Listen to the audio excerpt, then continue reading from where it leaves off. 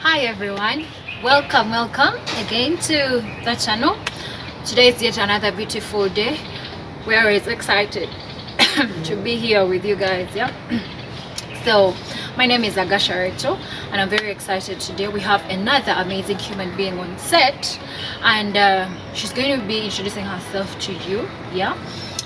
In today's video we're going to talk about sexuality. She is going to be giving us a lot of information. I've been trying to interact with her and oh my god, I'm very impressed. Some of these things I did not know myself, and I must say you guys will have a lot to learn from her as well. So I'll let her introduce herself and we continue with this video. Thank you so much for joining us today. Yeah, thank you too for inviting me. Yeah. So please introduce yourself. My name is Priscilla Aibo and I'm studying law right now. I'm in my third year at Uganda Christian University, and mainly I work and deal with sexual health. So I write and then I also work with different organizations. Depending on how the work will go, we can either do videos, we can do public speaking, depending on how it will be. But mainly that's what I do. I write about it and then speak about it as well for now. Okay, so what inspired you? When did you start this whole sexuality thing? You know, I say it like that as if like this whole sexual health sensitization and all. When did this start for you? Okay, I started doing main work about sexual health in 2019. I'm a girl child and I'm in my youth age, or say. So well, when I look around and look at my peers, I don't see much of this information out there, especially for those that have started being very sexually active. Like the information is not out there. So it's all about what has my friend said or who said this, you get. So what inspired me is experiences and seeing people not get the right information. Yeah. So that is exactly what inspired me. I just want to put it out there, like people have to know how do you live your life when you are sexually active. Okay, yeah, that is a good insight. We never get to hear these things so often. We do not have people telling these things to us, so this means a lot, I must say. So what is it that you want this youth out there, you know, to know? What exactly, what things about sexuality, the basics that you think people are supposed to know, you know, before they start getting involved in this whole sexuality issue? Okay, so mainly when you're looking at sexual health and dealing with it as a topic, you're looking at two things. You're looking at are you living disease free? Because you're looking at your health. Are you living infection free? Then secondly, you're looking at unintended pregnancies. That is for the females. Yes, you're looking at unintended pregnancies. Are you being protected? Are you having a planned or an unplanned pregnancy at that time? So mainly that is what we look at. It's divided into two. So you're looking at your health for your infections, that is the reproductive health per se, and then also looking at pregnancy as a factor. Okay, so you've divided these things in different categories. You've talked about unwanted pregnancies, you've talked about infections. Where do you want to begin, you know? Well, we can begin with unintended pregnancies. Yes. So basically, if we look at life, you know, when you're in primary school, you're taught do not have sex, the ABC, abstain, use condoms, and so on. So like, let's look at after secondary school life. We've come into the real world. We are young adults and, you know, trying to explore. So, you know, there is this thing when people start getting sexually active. Yes. So if you get sexually active, are you protecting yourself? What are you doing for you not to fall a victim of unplanned pregnancy? That actually leads me to that other question. What are the best means to protect, you know? Yes. If I've decided to start if I've started engaging in this whole sexuality, what do I need? What am I supposed to know? Well, yes, there are very many contraceptives that are available, yes, as per doctor's advice, depending on person to person. Yes, the doctor will tell you which is best for you. But well, if you're looking at contraceptives, you're looking at pills, you're looking at condoms, you're looking at IUDs, a number of different contraceptives that are given. But well, I think one of the biggest challenges we have right now for people of our generation with unplanned pregnancy is that right now we depend on emergency pill. I think you've heard of it. Yes, that pill that is supposed to be taken if you've messed up, if you've had unprotected sex and you did not choose protection. Yes. So now most the challenge that we have with people our age is that they've started using it as a contraceptive. Yes, it is a contraceptive. Someone will stock it because they know that they are using, it for protection.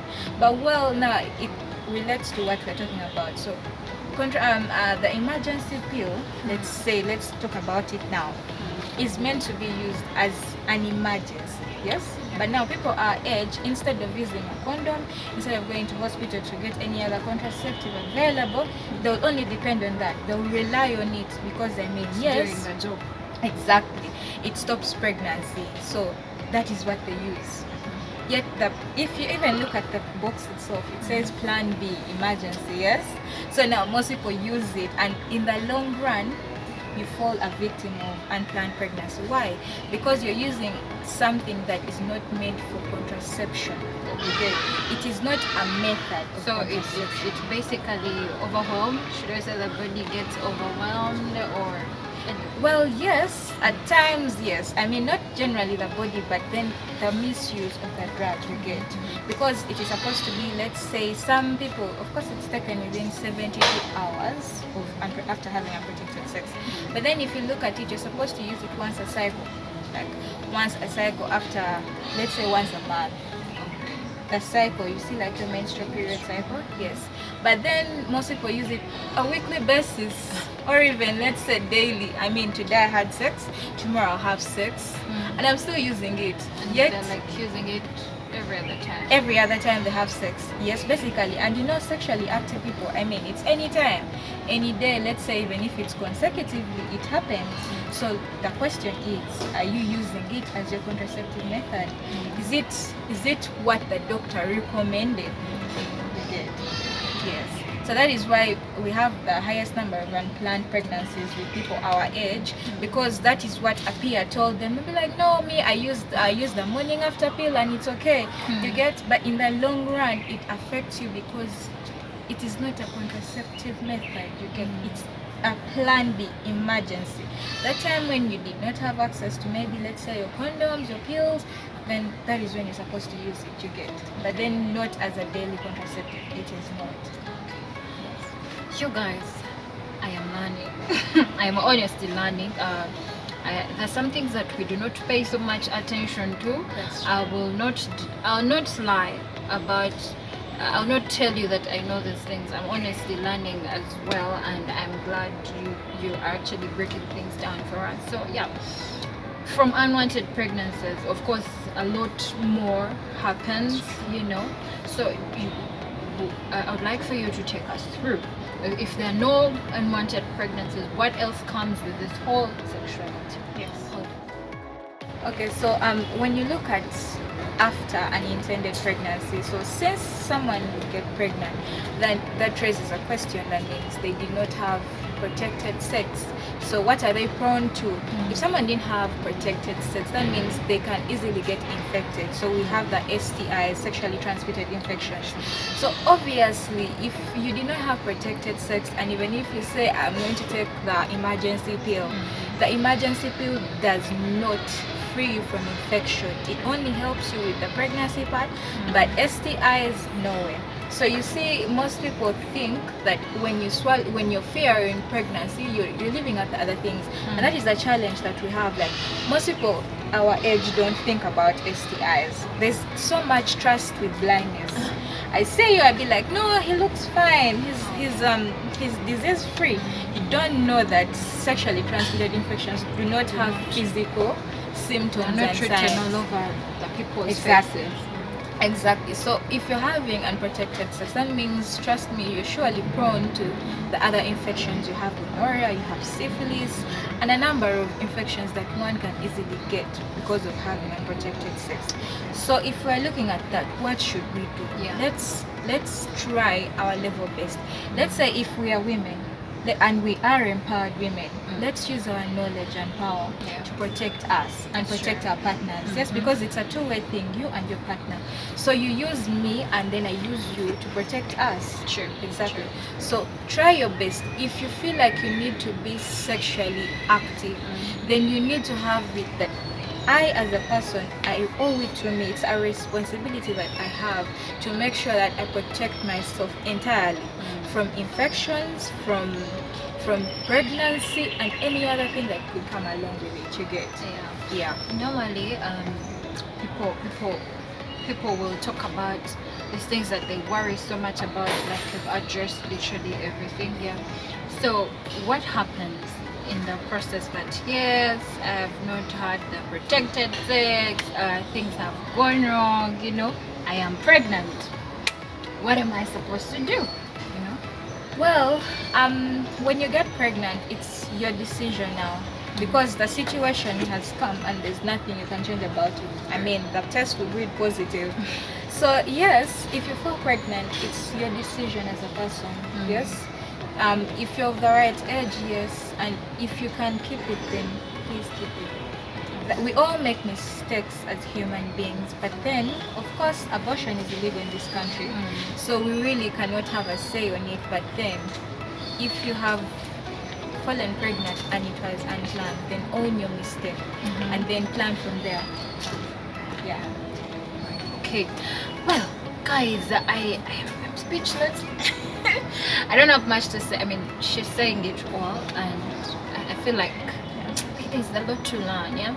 Now, in a situation where all this has happened, maybe, okay, I have tried so much to protect myself. I've done everything like I should be doing it, and then those uncertain things happen.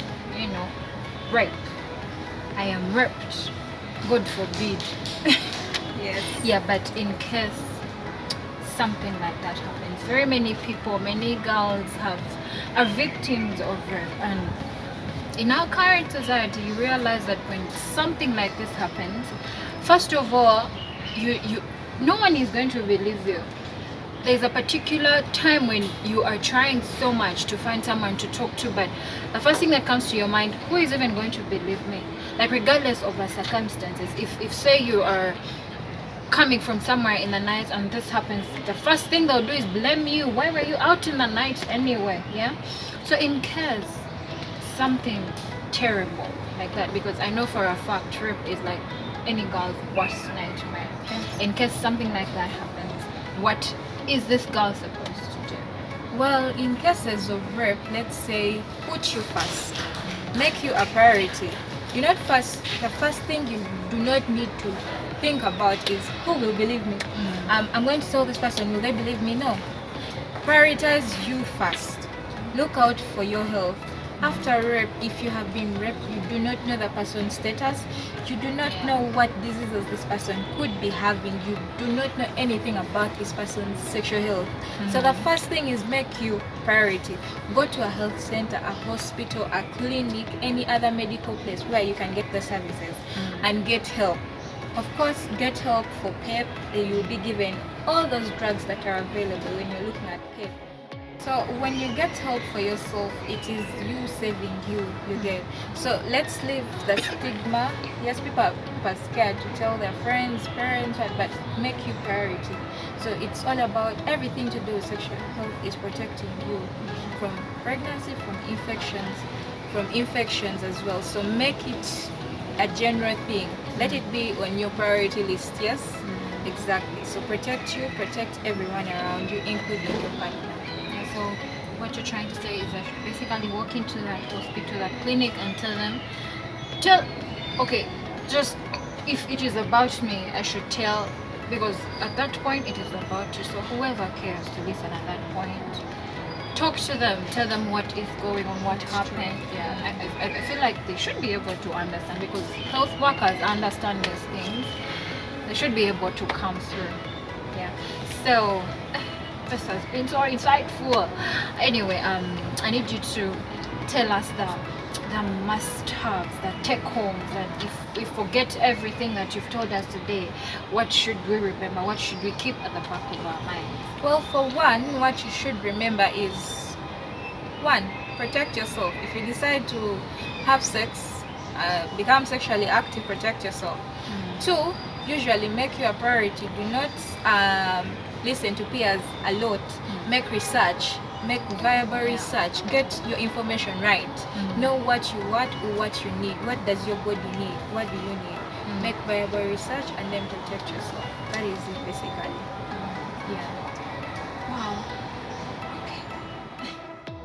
So guys, I have had so much to learn myself, I must say, and I wish she could stay and keep talking, because there's so much to learn. Yeah, but that is as much time as we could have for today's video. Yeah, thank you so much for watching. Meanwhile, any last remarks, like those last things? No, not really. Rachel, thank you so much for having me. I had a good time. You guys, she really has amazing content. You really need to subscribe to her channel. And for those, I write some articles, so I'll leave the link with her so you can read my blog. But really, thank you for having us. Yes, I'll leave the link in the description box. Please click on the link, see the amazing things that she does. I mean, you've seen ko for yourselves here. Nange mugende musome those things, there's a lot to learn. Our parents will not tell us these things. Our teachers will not start telling us these things. But if we have people who get out of their way to come and do these things for us, and then we have me who will bring these people to you, I mean, anyway, thank you so much for watching this video. Thank you for tuning in. Continue to love us, continue to share, continue to stay with us. Please give a big thumbs up for the video. Subscribe to the channel if you've not subscribed, and take care of yourselves. You guys, put on your masks, wash your hands. People, please be safe. Be safe. Corona is real. Take care of yourselves. We love you, and we shall see you in our next video. Bye. Bye.